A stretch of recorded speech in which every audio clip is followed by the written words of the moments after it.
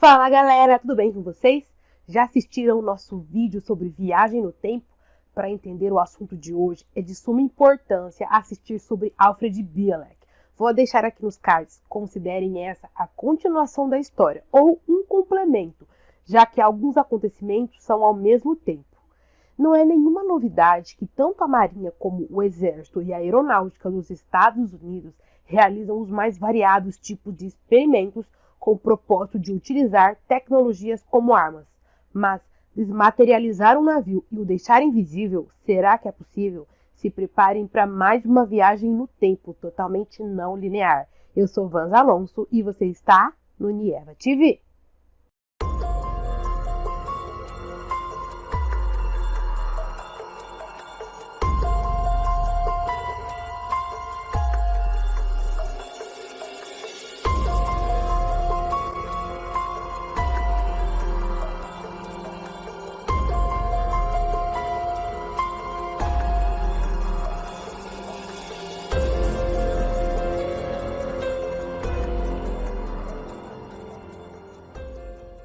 Diferentes e às vezes conflitantes versões relacionadas ao popularmente conhecido Experimento Filadélfia ou Rainbow Project circularam com o passar dos anos.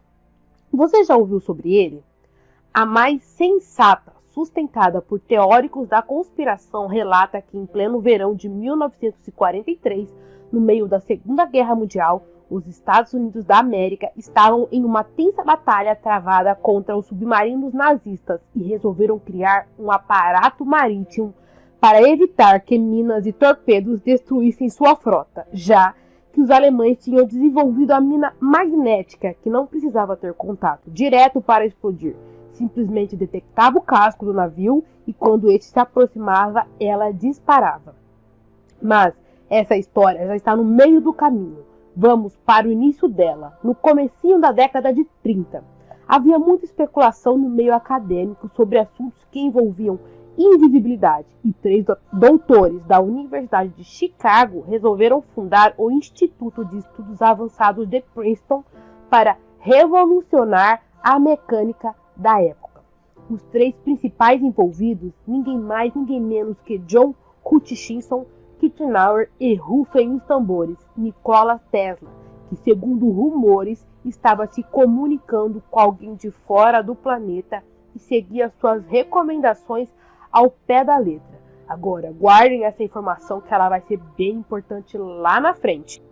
O Instituto de Estudos Avançados era uma organização independente e tinha como objetivo estudos muito adiantados e pesquisas pós-doutorado, totalmente ligado ao mundo acadêmico. Entre as primeiras pessoas que vieram a se juntar a eles estava uma bem interessante e conhecida como Albert Einstein, que entrou com sua teoria do campo unificado, tentando combinar a força da gravidade com forças eletromagnéticas. Bom, com esse time de intelectuais já dá para saber que no primeiro teste conseguiram como resultado uma invisibilidade parcial, deixando a Marinha muito interessada e o presidente Roosevelt também, o qual ofereceu fundos para a pesquisa e expandir, trazendo assim mais pessoas para trabalhar nesses e outros projetos. Então, em 1940, no estaleiro do Brooklyn, foi colocado um equipamento em um pequeno navio sem ninguém a bordo. Eles energizaram esse navio e conseguiram o primeiro sucesso, o deixando totalmente invisível. Com o sucesso, o governo liberou rios de dinheiro para a pesquisa e foi batizado de Projeto Arco-Íris. Agora, eles queriam a possibilidade de fazer o navio ir de um ponto A para um ponto B instantaneamente. Tesla ganhou um navio de guerra através de seu amigo Franklin Roosevelt, que estava na Casa Branca. O plano era criar uma série de bobinas alimentadas por geradores, as quais produziriam um campo magnético muito intenso. Inicialmente, elas foram enroladas ao redor do navio. Depois, foram realocadas para o convés. Essas bobinas eram sincronizadas com radiofrequência e iriam produzir o campo de invisibilidade que cobriria todo o navio. Vocês lembram que eu falei que Nikola Tesla estava se comunicando com alguém de fora do planeta? Então, essa criatura o alertou sobre as chaves temporais e as consequências que elas trariam aos tripulantes. Uma coisa é deixar um objeto inanimado e invisível, outra coisa é mexer com a biologia de seres vivos. Tesla pediu mais tempo à Marinha para evitar danos à tripulação e recebeu um belo de um não. Eles queriam aquilo pronto e queriam o mais rápido possível, não podendo passar de março de 1942. O inventor sabotou o próprio projeto para salvar vidas, e foi o que aconteceu. Ou melhor, nada aconteceu.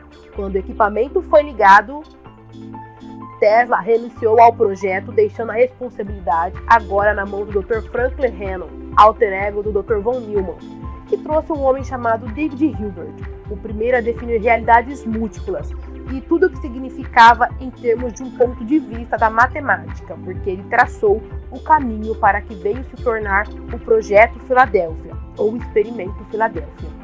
Sem a ajuda de Tesla e seus contatos extraterrestres, von Neumann não conseguia fazer o equipamento funcionar adequadamente, e pediu mais tempo à Marinha e um novo navio que viria a ser batizado de Eldridge. Agora, a Marinha precisava de voluntários, e por irem de livre e espontânea vontade, o governo não teria que se preocupar caso algo desse muito errado. No fim do ano de 1942, 33 homens se voluntariaram para participar do teste, e para isso se prepararam por 3 longos meses. Tesla ainda mantinha contato com von Neumann e sempre o alertava sobre a importância da referência do tempo zero. Caso não conheçam, expliquei um pouquinho dela no vídeo anterior, assistam, super recomendo. Von Neumann já estava cansado de Tesla e a Marinha o pressionando de todos os lados e deu prosseguimento ao experimento. Finalmente, entre os dias 20 e 22 de julho de 42, não tendo dia especificado, o Eldridge estava pronto, e esse teste resultou no navio se tornando invisível, com algumas testemunhas relatando um nevoeiro azulado em seu lugar.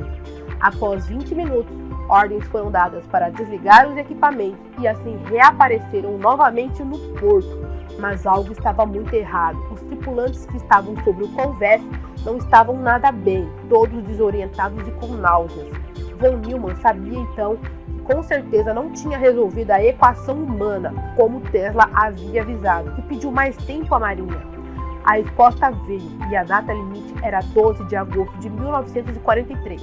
Tinha que ser feito exatamente nesse dia desse ano. Vocês lembram que expliquei no vídeo anterior sobre os picos de energia magnéticos da Terra? Os campos atingem seu ápice nesse exato dia a cada 20 anos, dando a chance de acoplamento entre as dimensões e tempo? Bom, a equipe do Instituto trabalhou dia e noite até estar tudo pronto para o dia 12 de agosto. O grande dia chegou e todos estavam muito inseguros. A tripulação já estava no navio e as chaves foram ligadas.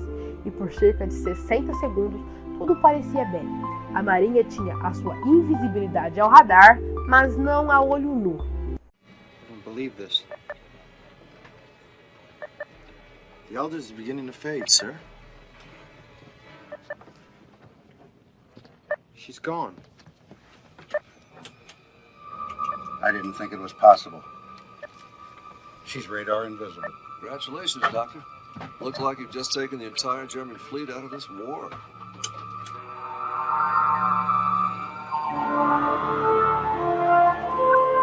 Então houve um relâmpago azulado e isso aconteceu. Oh! Captain Robertson, sir. It's a cutter. They say the Eldridge has vanished. Of course she has. She's radar invisible. No, sir. She's really vanished. She's gone. Get me the captain of the Eldridge on the radio right away. It's impossible. Small boy. Sea dog. Over. Small boy. Sea dog. Shut her down. Eles não sabiam o que tinha acontecido. Cerca de 4 horas mais tarde, o navio reapareceu no porto, no mesmo lugar onde ele estava. Era bastante óbvio quando ele reapareceu que agora o problema estava bem grande. Foi enviada uma equipe de lancha para o navio para tentar uma comunicação. Segundo testemunhas, homens estavam fundidos ao metal, outros enlouquecidos gritavam realmente fora de si. O navio estava todo quebrado, como se alguém o tivesse destruído. E um detalhe, um dos homens desaparecera. Nosso Duncan Cameron, se lembram do vídeo da semana passada? Durante 4 dias, os pesquisadores tiveram reuniões para decidir o que era errado. E como ainda não tinham aprendido que aquilo era perigoso, tentariam mais uma vez. O equipamento não teria sido devidamente recalibrado para este fim. Mas, apesar disso, o experimento seria realizado novamente em 28 de outubro. Dessa vez, o Eldridge teria desaparecido de seu local em um flash de luz verde. De acordo com algumas notas, a base naval de Norfolk, no estado da Virgínia, a 600 km de distância, teria relatado o avistamento do Eldridge em alto mar. Em seguida, o navio teria desaparecido de vista e reapareceu na Filadélfia, no local que tinha originalmente ocupado. Dessa vez, o navio realmente estava em pedaços e um dos geradores tinha desaparecido. O governo, por sua vez, desistiu do projeto, consertaram o navio e o mandaram ao mar como um navio normal até ser doado à Grécia, rebatizado como Lion e por fim vendido como sucata à empresa V&J Scrapman Trading Limitada. Os norte-americanos acharam que tudo ia desaparecer e acabar em pizza, ou melhor, o governo norte-americano. Então resolveram testar mais um projetinho deles na tripulação, fazendo lavagem cerebral nos sobreviventes. Mas não sabiam que supostamente um cavalheiro de nome Carl Allen viu o Eldridge do seu barco mercante na época daquele desastroso teste em agosto, na base de Norfolk. Apesar de ele mudar suas versões constantemente, muitos acabaram acreditando nele. Aliás, um desses que acreditaram foi um escritor e astrônomo da época, conhecido como Morris, que começou a receber cartas de Allen. Esse Morris aí era o autor de um livro sobre OVNIs e aparentemente o Allen mandou anonimamente uma cópia desse livro para o governo com anotações do experimento Filadélfia. Praticamente jogou cara na fogueira, que teve que prestar depoimentos ao governo e misteriosamente apareceu morto mais tarde. O diagnóstico? Suicídio com monóxido de carbono. Será? Então, quando o mundo estava desabando, Allen veio a público e disse que inventou a história. Porém, 10 anos depois, voltou atrás e colaborou com os autores Moore e Burles para a criação do livro The Philadelphia Experiment. E isso deu origem ao filme que o nosso Alfred Bielek assistiu e se lembrou de sua verdadeira história, segundo ele, é claro. Terminamos assim a nossa parte 1 e se você está gostando dessa história, se prepare que ainda tem muito pano para manga. A parte 2 vem logo aí e garanto que ela é bem louca também.